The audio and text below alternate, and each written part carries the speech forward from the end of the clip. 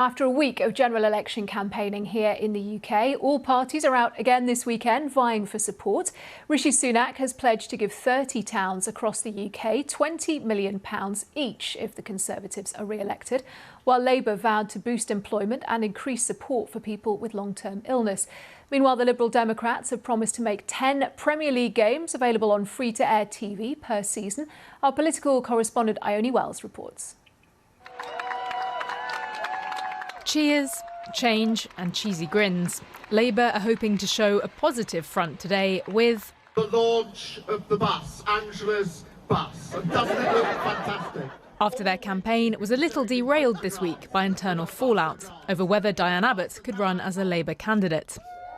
Sir Keir Starmer clarified yesterday she was free to stand. Well, I dealt with that issue yesterday.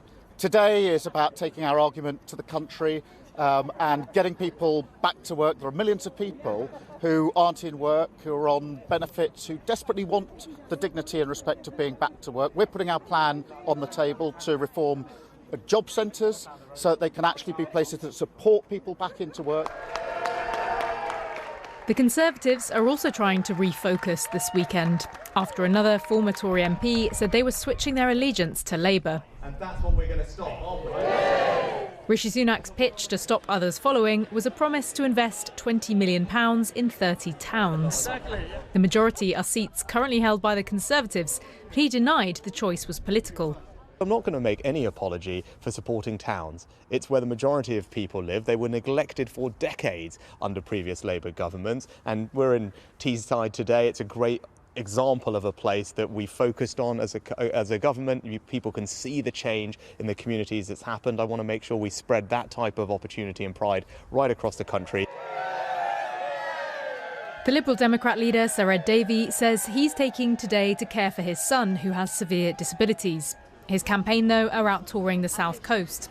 Their pledge today is to change the law to force the Premier League to show 10 games per season on free-to-air television, criticising the rising cost of season tickets and subscription channels. Champions again! There are still weeks to go of this campaign, but all parties hope these pledges will help them be victorious on the 4th of July. Ione Wells, BBC News. Well, let's speak to our correspondent Jess Parker, who's travelling with the Conservatives' Rishi Sunak today. Where have you been, Jess? Yes, good afternoon. I am on the Conservative battle bus. It's on its inaugural campaign journey, and if there's a little bit of confusion, because of course myself and other reporters have been on reporting from buses since the campaign began.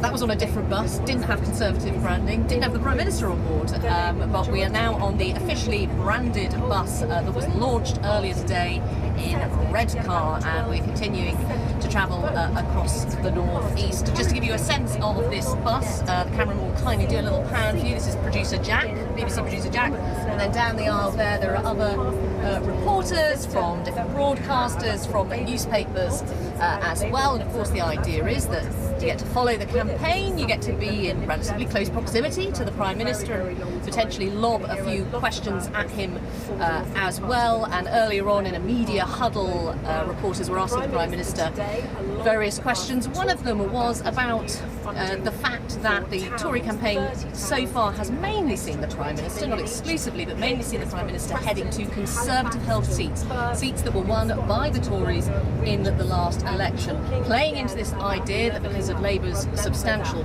poll lead, although all the usual caveats on polls apply, that are the Conservatives pursuing a more defensive strategy, a core vote strategy. Rishi Sunak insisted when he was talking to us that he was travelling right across the country, and of course we are in the relatively early stages of this campaign so far. But as we head on for the rest of the campaigning today across the north-east, of course, we'll continue to track the movements of the Prime Minister.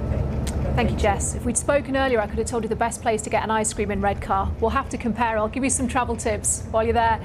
Jess Parker, thank you, our correspondent travelling on the Conservative battle bus today.